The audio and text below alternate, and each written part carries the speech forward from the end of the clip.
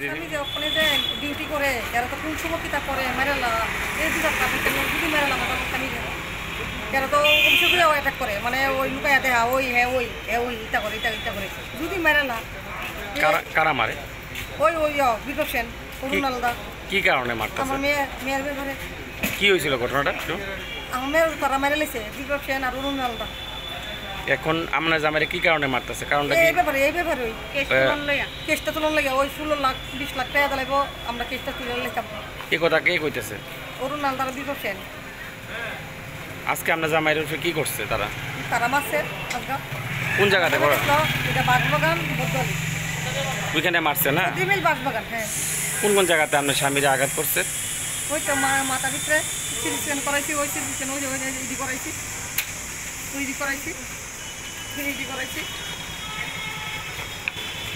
এখন কেমন আছে আপনার জামাই বেশি ভালো না জীবিত কি অ্যাডমিট রাখছেন না বাইক নিয়ে যাবো কি কারণে বাইক নিয়ে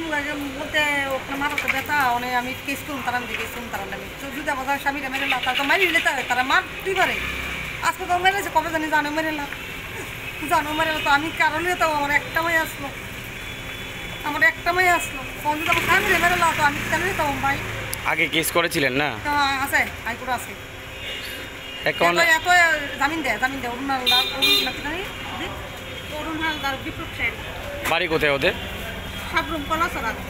এমএদার না ক্যামেরা তো বিপ্লব সেন